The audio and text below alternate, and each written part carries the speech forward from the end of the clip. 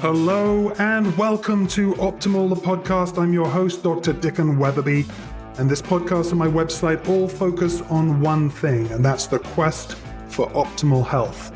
Our goal is to help you, to help your patients achieve optimal health so they can experience an optimal life. If you've enjoyed this podcast, please subscribe. We're on Apple Podcasts, Google, and Spotify. And also make sure to go over to optimaldx.com and check out our resources on the site. Now, without any further delay, is today's episode. Well, welcome everyone. Dr. Dicken Weatherby here from Optimal DX. Welcome to Optimal, the podcast. Joined as always by Beth DeLulio in Naples, Florida. Hey, Beth, how's it going? Hello. Hi. Great. Thank you. Well, we are super excited to have our guest today, Kathie Swift. If you don't know Kathie, she's a powerhouse in the world of nutrition and dietetics with a robust background in science, research, integrated practices. Spent her career working passionately to promote the power of personalized nutrition for optimal health and wellness.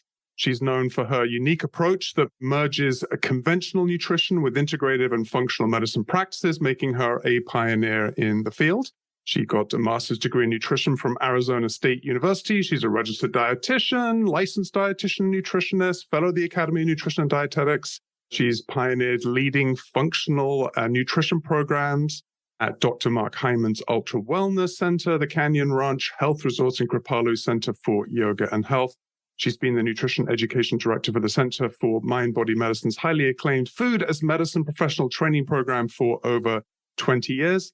And in this podcast, we're super excited to be diving deep into the topic of sarcopenia. So let's get started. Welcome, Kathie, to Optimal, the podcast.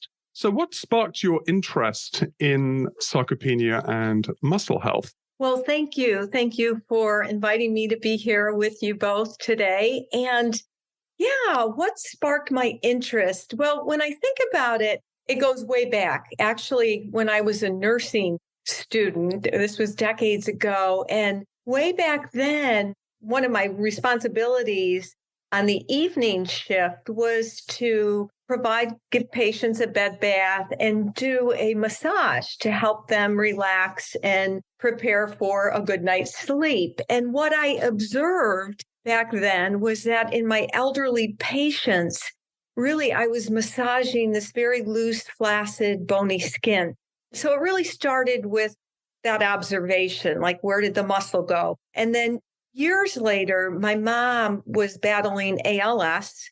I was her caregiver. And of course, I witnessed a swift decline in her muscle mass. And previously, she'd been a very active individual, good body build, competitive golfer, et cetera.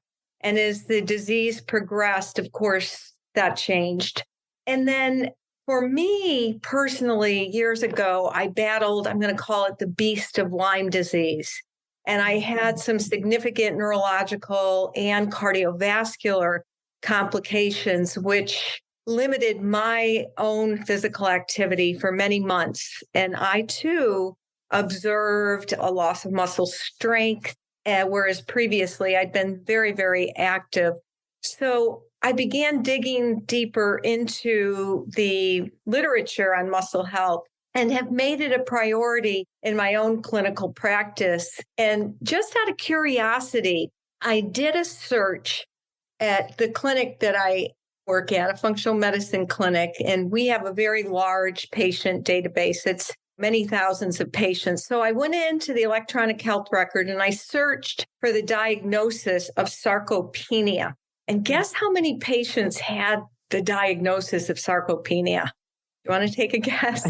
Well, I'm going to jump out and say no one, but it's not something that people were necessarily measuring. But Wait, did they recognize it? Yeah, did they recognize? So I guess that's my first. Well, point, question. You're very close. Out of many thousands, 42 patients, right. And 29 were female, 13 were male, and they ranged in age from 58 to 100. And then, so again, out of curiosity, I thought, okay, I'm going to search osteoporosis. And as you can imagine, the data was much different. So I think that sarcopenia is just not on our clinical radar screen as much as it should be. And it's really a missing diagnosis. And when we think about muscle health, I really believe it is a critical vital sign for overall health and vitality and functional living as we age. Yeah, absolutely. So maybe, obviously it's muscle health, right? So maybe you could give us what is the definition of sarcopenia? And then maybe look at some of the risk factors and some of the root causes. Okay, sure. Well, the word itself, sarcopenia, sarx meaning flesh, and penia, loss of flesh.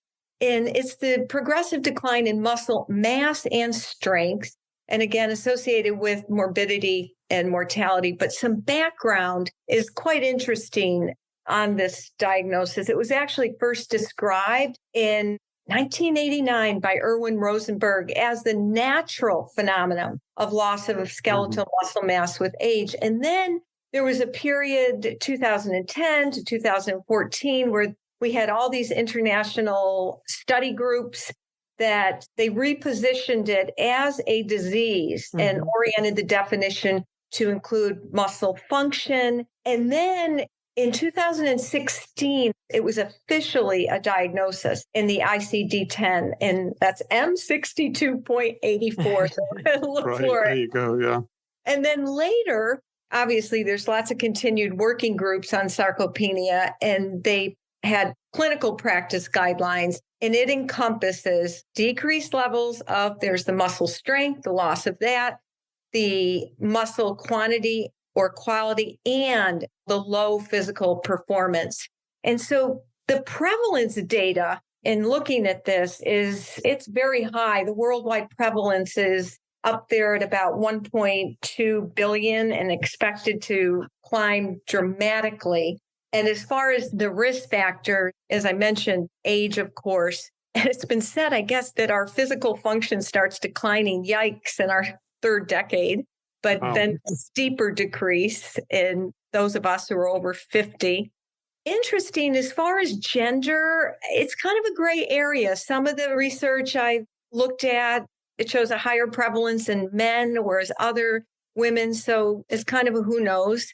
Genetics, certainly various genes are involved in both muscle mass and physical function. And just this morning, I actually got an email from a nutrigenetic company. And interestingly, I saw that they're going to be adding a number of SNPs related to muscle. I haven't had a chance to read it thoroughly yet. But as far as the genetics, they've even called for a consortium on the genetics so that it can be explored further. So more to learn there.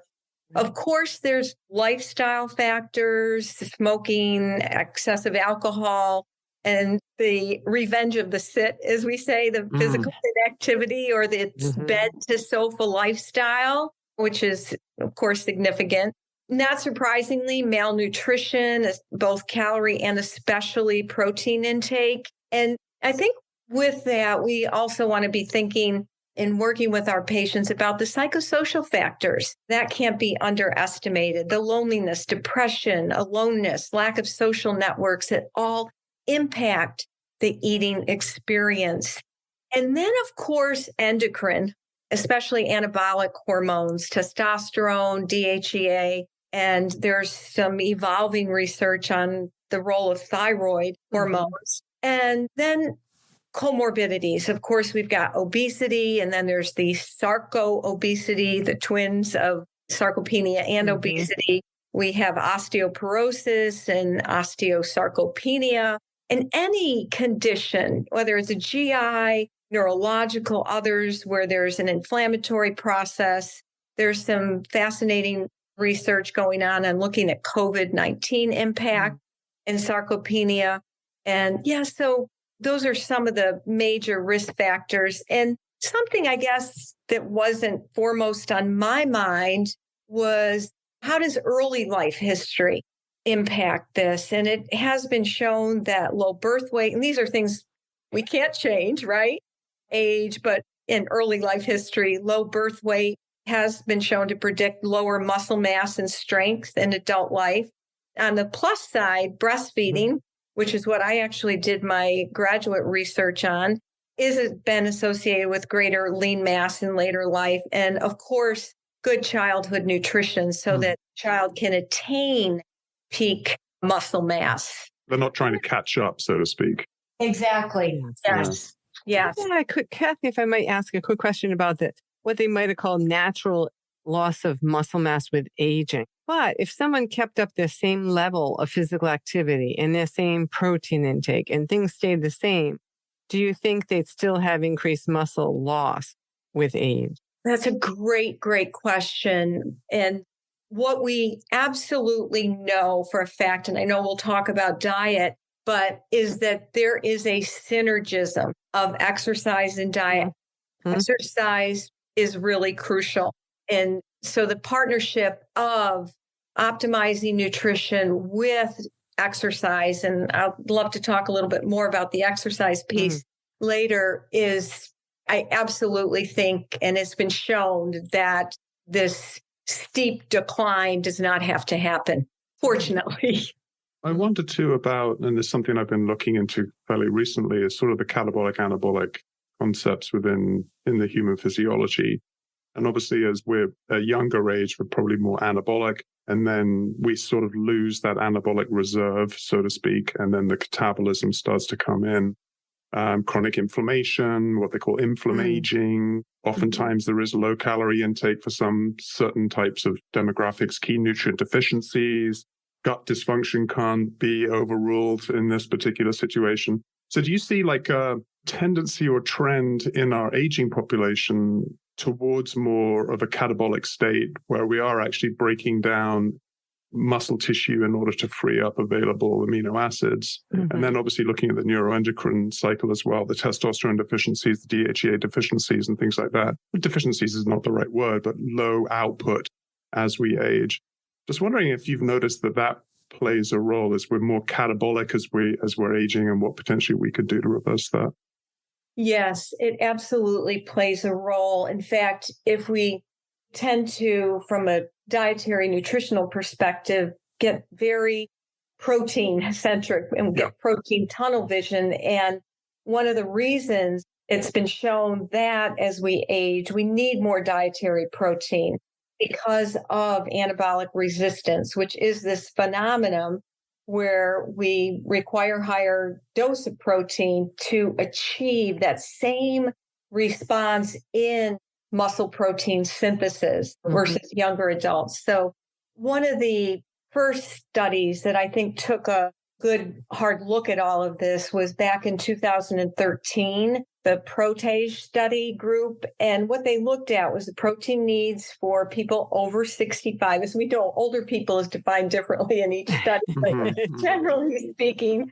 So I'm in that category. And they looked at it in folks who were in good health. They looked at it in older individuals who had a chronic disease and even acute disease.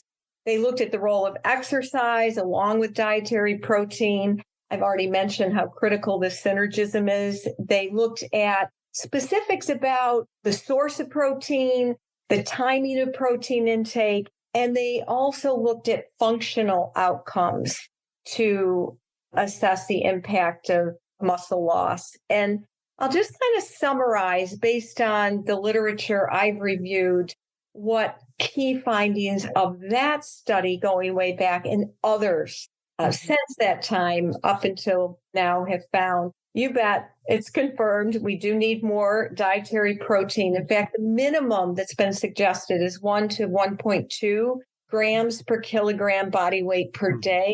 And some experts even recommend higher, as up to 1.5 gram per kilogram. For those of us who might be calculating protein based on a percentage of calories, that 1.5 is in the what's called the acceptable macronutrient dietary range of about 10 to 35%. If the individual has a disease process, then even more dietary protein. It can be as high as 2 grams per kilogram with severe illness or injury. I think a caveat, of course, that we have to think about is somebody with kidney disease, not on dialysis. The exception, of course, to high protein intake, and there we go back to about 0.8 gram per kilogram of body weight. So those are some of the protein studies as far as the amount. as far as the quality and the timing, and maybe you're familiar with this guideline, we're hearing that, okay, aim for around 30 grams of protein per meal, 25 to 30 grams, because of that anabolic threshold we talked about. And then consider timing. And there's the thought that because there's more muscle protein catabolism, the breakdown overnight, that the morning meal is especially important. And when we think about that, I know for me, when I first started digging into this, that's an aha for me, because many people, we tend to have protein at dinner. A lot of Americans, that's when they really load the protein. And part of this anabolic story has to do with the branched chain amino acids, which are isoleucine and valine. But in particular, I think leucine has definitely been a lot of focus on that. And because it really does help decrease the catabolic state and stimulate muscle protein synthesis. It improves insulin response in muscle cells. And some of this has to do with, I believe, the mTOR action and with regard to that. As far as leucine, it is found very abundant in animal foods. So meat, fish, poultry, eggs, dairy, cheese, whey protein is exceptionally high in leucine. But so then we get into what? The animal versus plant protein debate, right? And I came across a paper I found fascinating. It was by Rondinelli, I think it was, in Frontiers in Nutrition. And they published a table. The paper's on leucine because there's been so much emphasis on this champion amino acid, so to speak.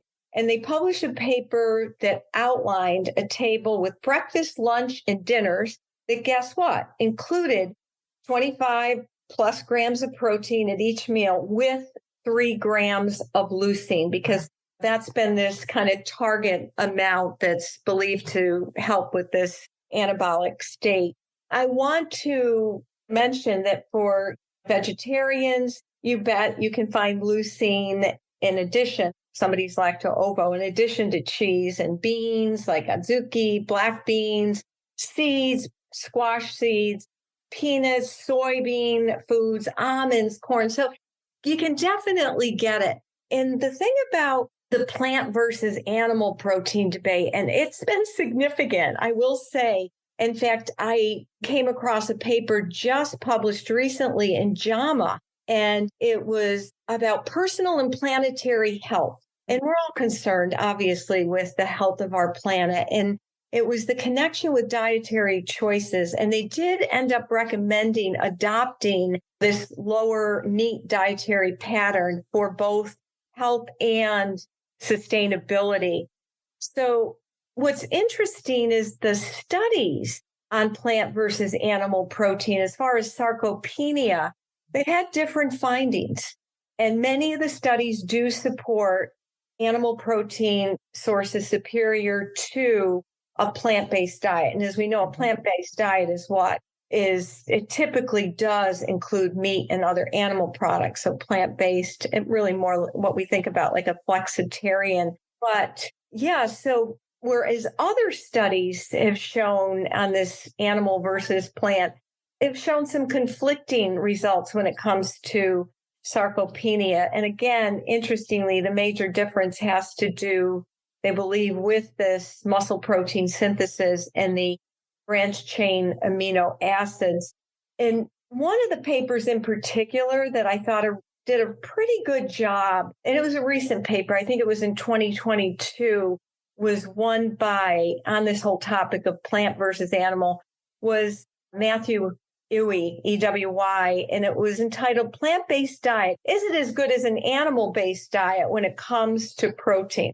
So here's the pearls that I took from this and looking at a constellation of these papers on this topic. And the reason I really want to talk about this is many other, whether it's a podcast or webinar on this topic, really animal protein is stressed. But I think in consideration that more and more people are concerned with sustainable diets and with more plants. These are the principles to think about when it comes to sarcopenia. Overall, go ahead, Beth. Sorry, well, I was going to say, and even with animal rights, I mean, if the animal is fed better, and if you eat the cheese and save the cow, so we can still keep making cheese, wouldn't that be an approach that might make everybody happy if the animals were fed better and treated better and you save the animal but use the byproducts? Does that make sense? And would they get enough of the high quality protein? I think so. Yes, absolutely. It certainly makes a lot of sense. But for some people, and one thing I do try to avoid in conversations with regard to diet is canonizing or demonizing any one approach. So back to what are the principles and thinking about animal versus plant. As far as, number one is total protein intake. It's really the main factor. And as far as vegans are concerned, they can close the gap to the anabolic response by getting more protein at the level of, it's been estimated, about 1.6 grams per kilogram of body weight. And that would support muscle mass, accrual, and strength. So thinking about total protein, thinking about in the course of a day, getting a variety of different plant sources versus to some a plant-based diet or plant diet could be loaded with ultra-processed foods and such. And then the third thing, besides the total protein intake, the variety, which is key, is that champion amino acid leucine, which I already mentioned, absolutely can be found in many vegetarian foods. And then another thing that's happening is that, and this has been posited as an option, is enriching plant proteins with specific amino acids like leucine and others. So in thinking about all this, what I ended up doing, I thought, you know what? AI to the rescue, right? So there's actually, I plugged in, all right, I want a vegan meal plan, 30 grams of protein, 3 grams of leucine. I did it at different calorie levels. I even plugged in other variables, gluten-free. And guess what? It was less than a minute. You would not believe I had these delicious sounding optimal protein vegan meal plans. So, but can I ask you a quick question about plant-based protein powders versus, say, whey protein powder, especially that's, a high quality sports level whey protein powder. The plant-based protein, sometimes they had a lot more contaminants that were pulled up out of the ground, and the whey protein didn't. So that might be a benefit too there for the whey. Wow. Thank you for mentioning that. Consumer Lab just did a review on protein powders, and I actually haven't had a chance to review it yet. So thanks for mentioning that, Beth. Yeah, as far as the protein powders, I think there's one nice thing is there's so many options to choose from. I mean, some of my patients love a pumpkin seed protein powder. Others might love the hemp seed protein powder, pea protein. I am a big fan of whey. So for folks who can tolerate whey, I think it is, pardon this, but the way to go. And another goat whey is also becoming very, very popular too. So, and the isolate too. Sometimes the isolate form could be easier for people to tolerate than the concentrate. Yeah. So in fact, a huge explosive growth, not just in protein powders, but protein products in the marketplace. And I actually have been using some of these. In fact, the other day on our IFN Academy listserv, somebody asked the group, and there's tons of people on the listserv, what are your favorite plant protein products? And you would not believe this list that came. I use a cardinal rule with regard to looking at new products in the marketplace. And of course, and I know you both get this, they have to pass the litmus test of ingredients. I never go to the numbers first. Don't go to the nutrition facts. Go to the ingredients, and then you can look at the nutrition facts. But I love this egg white wrap, using that. I mean, of course, there's so many new products that are expanding But I'm also a big fan of giving patients recipes, whether it's to make their own protein bar, like a seed bar with multiple different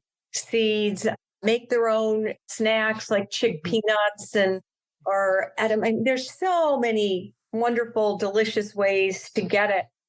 I think what's really arising, so to speak, are these meat alternatives that are made by microbial fermentation, the mycoproteins. So there's some interesting work going on there. And companies are coming out with both casein and whey protein made that is animal-free, ice cream, and many, many other things. So kind of interesting. But I want to jump back and just mention too, I said in the beginning, we tend to get protein tunnel vision, and that's exactly what I did. But I just want to mention that there's some other great work that's being done on specific other nutrients besides protein and looking at micronutrients. And I will say as a synopsis, certainly these studies have confirmed from a macro a critical role for dietary protein, but very promising data on, of course, vitamin D, omega-3 fatty acids, minerals. I would say selenium and magnesium, from what I've read, seem to be standouts. In fact, a serum selenium has been posited. It may be an appropriate marker for risk of muscle loss and sarcopenia, maybe something that we really haven't taken a good look at. Iron, zinc, calcium, and potassium also are mentioned in many of the papers as being very important, which leads me to what about studies on whole foods, right? And dietary patterns. So we've talked protein, we've talked specific nutrients. That's what nutritionists, we like to do, this nutrition speak, right? Macro, micro, phyto, anti-nutrients. But what about whole food? And we certainly honor their first place, of course. And dietary patterns, such as a anti-inflammatory dietary pattern, certainly has been examined. The Med diet is one that's been best studied.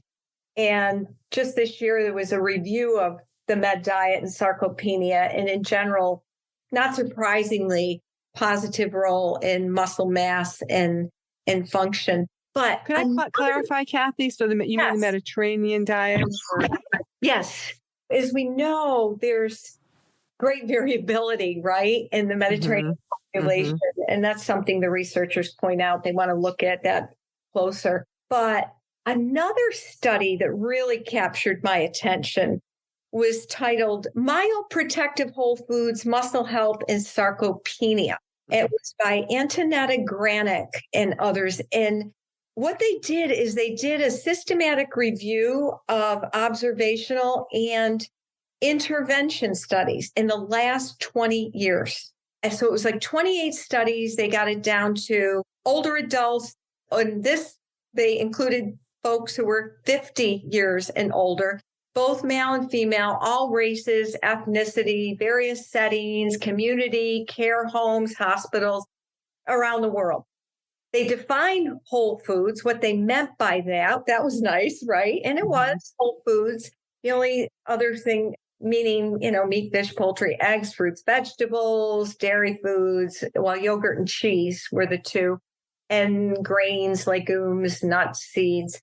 And anyhow, what they did is they also did these functional tests, which when we talk about exercise, I'll mention some of those. Bottom line, there's a lot to digest. It's a very lengthy review, but I'm just going to cut to the chase.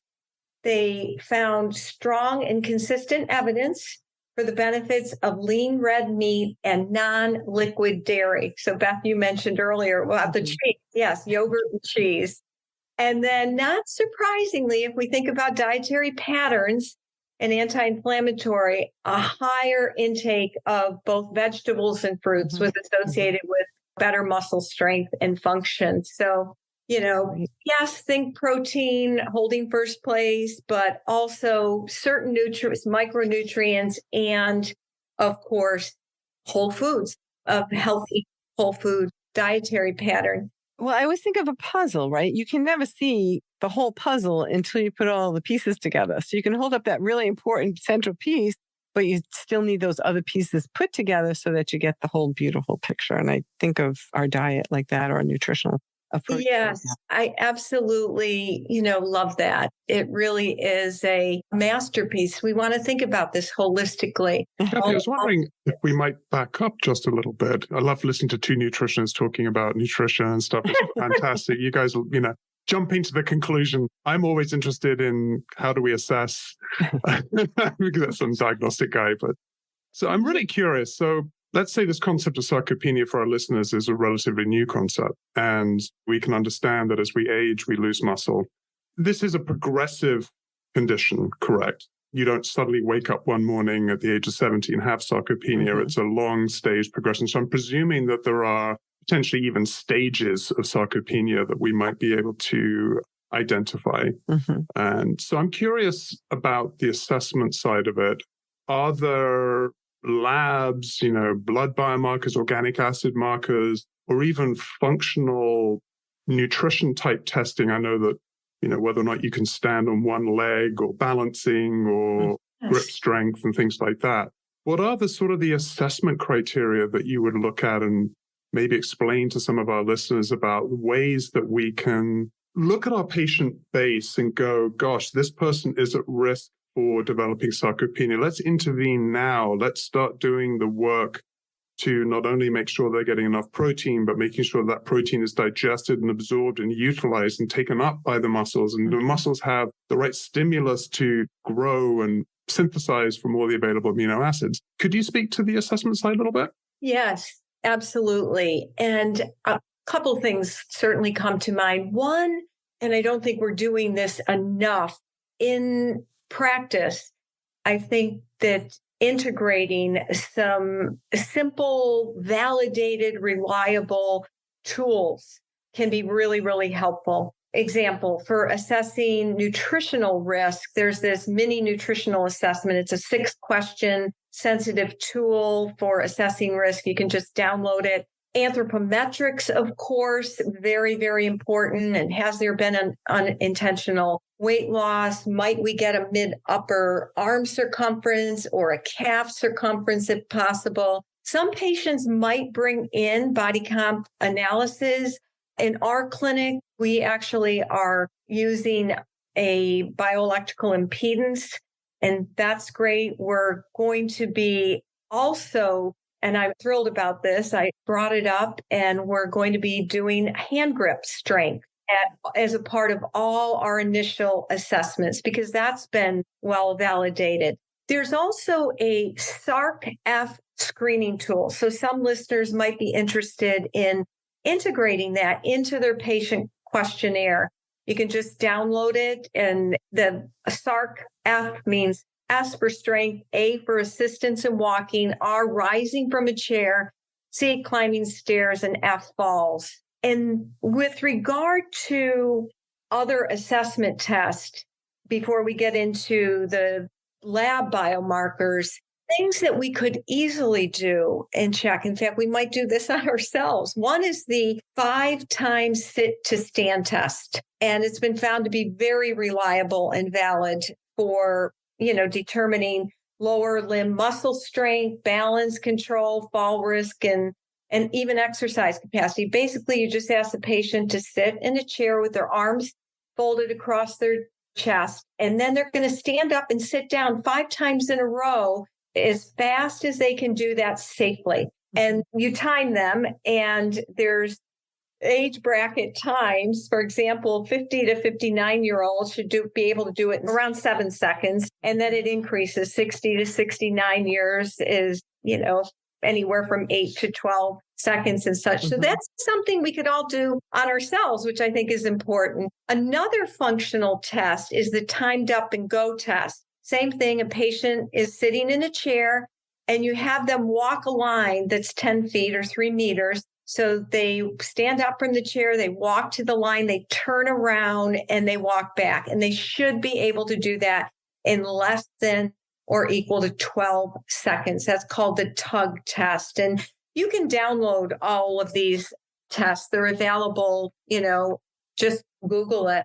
But we love our labs. We love our labs and biomarkers. And of course, tops with regard to that.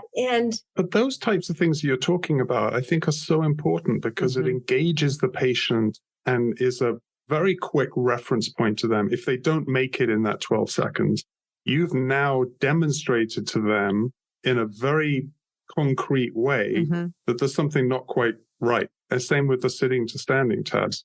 And I think that those types of things are so important because a lab test is like, I'm sitting there getting this stuff sucked out of my arm, and then it goes off to a lab, and then it's just a whole load of numbers, and it's all open to interpretation on some level from the patient's perspective. They have no idea what those numbers mean. When you're saying to them, listen, you should be able to get up, walk across, touch that line, and come back to here in 12 seconds. I don't want you to sprint. I just want you to do it. And they can't do it. Now you've really reinforced to them, listen, the results of that particular test are pointing to A, B, C, and D, and this is why we need to be instituting some therapy to address this condition. And plus, of course, the biomarkers are really important as well. Don't get me wrong. But I love this. I mean, even like the grip strength. Finding a way to be able to do that in your office. I mean, I just had my physical done, and it was pathetic. I mean, I used to do a way better physical when I was in naturopathic school. It's amazing to me how our medical experience has just, especially post-COVID, where, we're only now just getting back into the office without masks on, and we have this sort of normal experience. So I tend to get on my soapboxes on my podcast. No, I love, especially, with you being, the master of labs and biomarkers. Yeah. I love that.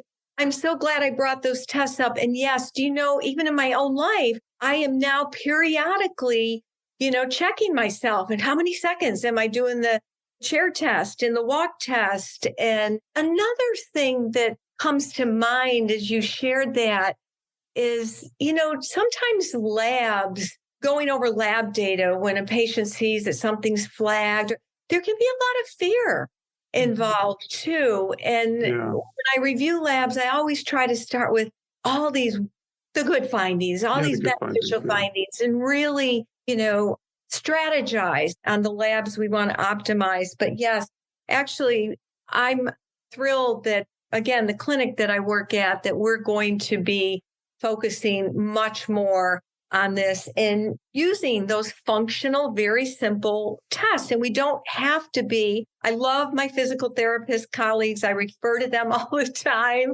but we don't have to be a physical therapist to do those very simple functional assessment tests. Yeah. The basics. And they've overlooked the basics a lot. I think, lately with medical field. And then, as far as the labs and biomarkers, and you already mentioned, Dr. Weatherby, so many different factors, and you bet there's really been a call in the literature for a multi-marker approach, not surprisingly, because of, as you mentioned, the inflammation, aging, there's mitochondrial dysfunction, there's, can be amino acid imbalances, oxidative stress. And of course, the gut microbiome, changes with age, more dysbiosis, more, leaky gut, all of this coming into play. I think I read that even the NIH deplored that there isn't this single gold standard sarcopenia biomarker. And there was a paper, it was called Looking for Sarcopenia Biomarkers. And, they mentioned serum creatinine, which we know we've got to take into consideration different false positive and negatives around that. And you've got great information on that. But one paper that caught my attention, it's a great paper. It was called A Multifactorial Approach for Sarcopenia Assessment. And it was by Rashmi Supriya and team. And basically what they looked at in this review was 50 different biochemical markers across 6 different pathways. So it really was a systems approach to sarcopenia. Very, very complex. Some of these biomarkers I wasn't familiar with. They also explored the genetics around this. But I think extracting from that, as you mentioned, we want to look at nutritional biomarkers, what is the vitamin D, the omega-3, some mineral levels? What are the inflammation markers? I know we can barely get CRP unless we're, working like I am in a functional clinic, and we love, our docs love ordering even different inflammatory panels, thinking about the hormone levels, oxidative stress markers. So let's say, for example, in a organic acid, we might be looking at 8-hydroxy-deoxyguanosine. So all of these things, it has been shown as far as amino acid balance in the literature, lower plasma concentrations of, in particular, leucine and isoleucine in individuals with sarcopenia. And then another one that I've been looking at is an organic acid is 3-methylhistidine, which we also have to know, has this person been consuming a lot of meat? Because that can be increased excretion, could be either from, it's influenced by meat, or it can be a reflection of muscle, protein breakdown. But yeah, a lot of research going on in this area. There's the biosphere studies. They're looking at all kinds of biomarkers. I came across Anna Pica's research. She's done quite a bit of research here, and she feels they've scaled it down to 7 biomarkers that basically include inflammatory markers, amino acid markers, and interestingly, the specific gut microbiota signatures. So I think we're going to see a lot more coming out with regard to that. Kathie, can I mention just quickly the Sarcopenia Index? I'm going to dig in a little bit more. We usually follow up the podcast with a blog. So I'm going to dig in deeper into the Sarcopenia Index because we have cystatin C in the software. And that's an index that uses serum creatinine and serum cystatin C. And so I think that we could probably take a closer look at that, and it should be easy to calculate. Oh, I love that, Beth. And truly, I was thinking after delving into all of this and in the papers I mentioned, I would love for you using that and others to really come up with what do we think at this point in time? They say, of course we need more and more research, but let's face it, based on what we know to date, what would be our lab biomarker sarcopenia profile? So I'm going to leave that up to you guys. Well, yeah, we could join forces on that. Yes, I would love that. It'd be great to do kind of a sarcopenia report. As you're talking about that, and I'm going to break from our just list of potential questions we got here, I'm just wondering, how common is this? Because you talked about, going through the database of the clinics that you're working at, and as an actual ICD-9 diagnosed disease or condition, it was very, very low based upon the population base that you're looking at. Is it more common? And if so, what sort of age demographics are we looking at? And I guess, what are some of the risk factors if it's not treated?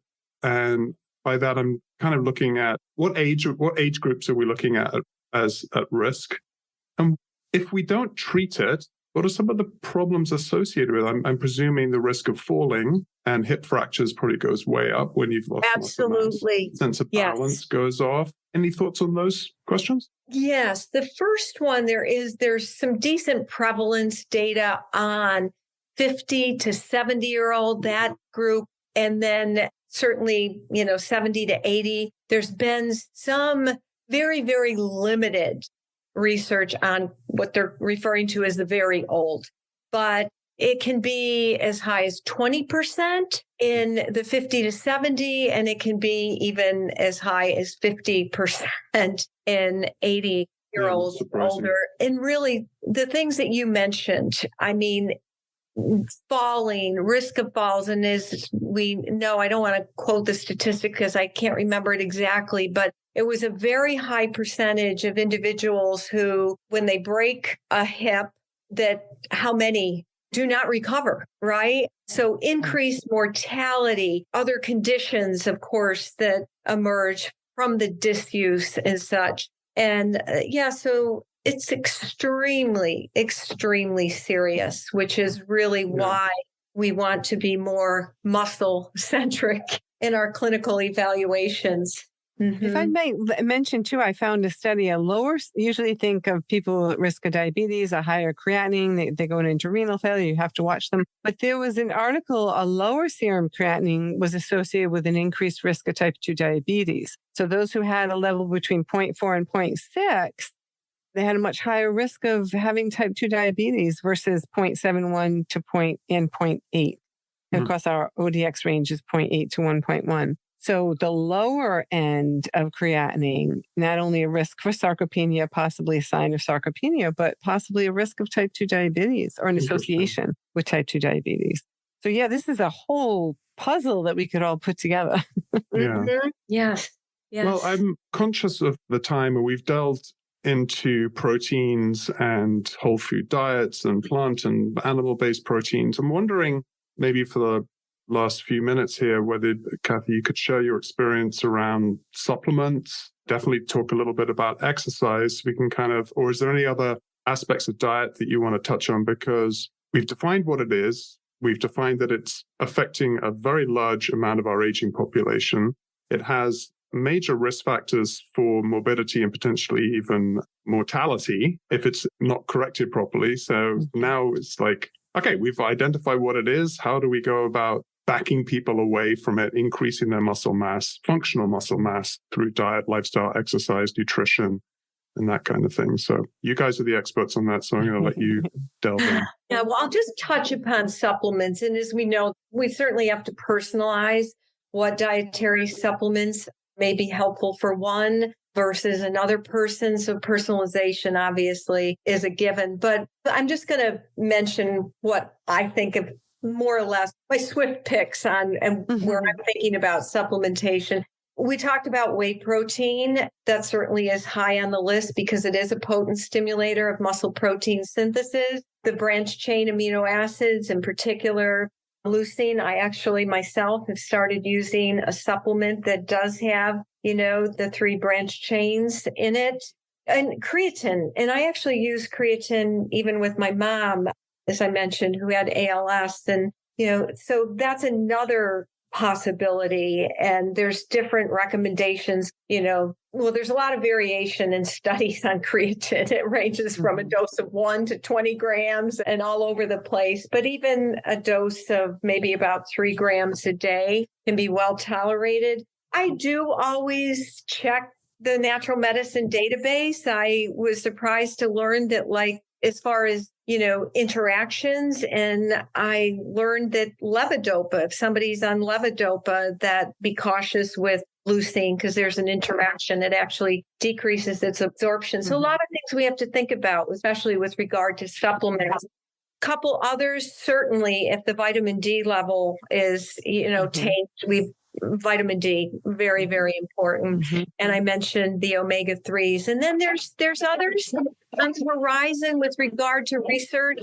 One is HMB, which is beta hydroxy beta methylbutyrate. I know that's a mouthful. It's formed from the breakdown of leucine. And some companies are actually putting that into like collagen or, other lower quality proteins.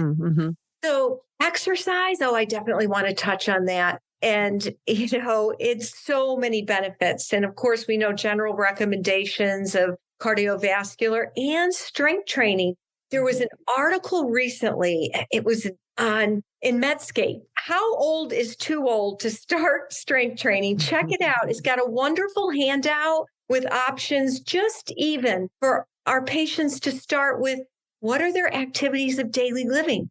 Climbing stairs. We mentioned standing up from the chair, or the toilet, carrying groceries, gardening. If you don't have any equipment, using these activities of daily living, practicing the sit to stand. You can go to YouTube. And what I've done is gone to YouTube and asked for a video with a physical therapist to show me what like a proper squat and lunges. If I'm squats while you brush your teeth, I spend 2 minutes doing squats while I brush my teeth. I do every night. That's awesome. Yes. Doing wall push-ups. I get up from the computer. I try to time myself at 30 minutes instead of, again, this revenge of sitting too much. Equipment, there's exercise bands, free weights, machines. Machines are great, especially if there's balance issues. So even the American College of Sports Medicine, in this article, they point out, yes, absolutely, never too old, 2 to 4 times a week, 3 to 60 minutes. Start with one session, build yourself up. And, certainly if you're just starting to meet with a qualified trainer, physical therapist, if limitations, I'll just tell you in my own life that I have an old favorite and I have a new favorite. My old favorite is Qigong. I'm certified in Qigong, and which includes, of course, movement, meditation, breath work. We use our own body as resistance. And there was a great study, review on Chinese medicine, including exercises like Qigong, that had a very positive, important effect on individuals with sarcopenia. So I love Qigong. And my new favorite, I've got to tell you about, that is the e-gym. So not all YMCAs have this, but it's a circuit of machines. And you get onboarded with a trainer, and then you wear this band. And that machine, when I go, it says, "Hi, Kathie," and it will set my weight based on what? My strength test. And then every 7 times that I go, I have to complete a new strength test on each machine. So it's using all your major muscles. And I'll just share with you, a year ago, my strength age was 68. And after a year, I improved to a strength age of 43. Now, I have no idea how they calculate that, but it's, I'll take it, whatever. But I think the bottom line is move, be active, diversify, have fun with it, enjoy, a variety of muscle-centric activities. And I'll just conclude with, just mentioning what I found on the horizon that I think we're going to see. I think we're going to see more clinics and practices with body composition analyzers. As I mentioned, our own clinic, has one. My YMCA has one. Check out Muscle Sound. This is an ultrasound imaging, and I have no commercial interest in any of these things, but it's an ultrasound imaging system that measures all different types of, muscle parameters. So I think we're going to see, hopefully, more use of that in various clinics. We're definitely going to see, and they're already out there, more gadgets, sensors, and wearables that address sarcopenia. There's handheld gadgets that use near infrared technology, that use electrical impedance myography. There's wearables there's this bodysuit that uses electromuscle stimulation. So this is really cool example. A friend of mine, her mom broke a hip recently. And I mentioned this bodysuit because it certainly for, someone who has an injury and disuse, it will help build muscle, whether we're working out or not. And I think we're going to see more of that in, wearable sensors. But so I think at the very least, just to kind of wrap up, yes, let's do these functional tests. Let's integrate them into our practice. Let's get that very inexpensive hand grip, Let's include a body comp analysis and go over it as a part of our assessment. And I think, of course, we're certainly open to referring for those, patients who really need more help with their exercise program from like a physical therapist or other qualified practitioner. That's all part of the puzzle, right? All these pieces coming together. I know. It's a holistic care plan, isn't it? Yes. Yeah. Yes. It's not just diet. It's not just exercise. It's this beautiful synergism of how we live our life and all the different elements that make it whole. Yeah, and it's not just a great canister of whey protein either. No. So much more. I've got, You got to add chocolate to it. Yeah. You got to add chocolate to it. I mean, you can see some of the stuff. I got, one of my sons a professional athlete, and he, he uses protein powder a lot. And, he talks about in the locker rooms how they just have these enormous, just like milk, old milk jug size of protein powder. And I have a 7-year-old grandson who plays hockey, and he's already asking about, protein and these things. But what sport does your son play? Ice hockey. Oh, Yeah. wonderful. He's a professional ice hockey player. So, Professional. yeah. That's awesome. And yeah, I remember him when he was 6, starting to skate and getting the bug. Yeah. We had to export him up to Canada to get him trained. So I live in rural Oregon here, and there was very little hockey here. So anyway, cool. Well, it's a great sport. I love watching hockey. I think it's also really good for the kids to get that type of skill, and that cross-hemispheric brain repatterning when they're skating like that is, I think, really, really important for brain development. Mm-hmm. Yes. Yeah, very cool. Beautiful. Kathie, again, what a treat it is to have you here and sharing your knowledge and your wisdom, and Beth, you as well. It's been a real pleasure, and I hope our listeners have gleaned some very, very useful information that they can take into practices. If you're interested at all in what we're doing at Optimal DX, we pump out a lot of research-based articles on our blog. We also have just a regular blog called Optimal the Blog. We're doing podcasts. We have a software platform where we do analysis of blood working and providing updated reports. We have a very simple membership model. So come on over to Optimal DX.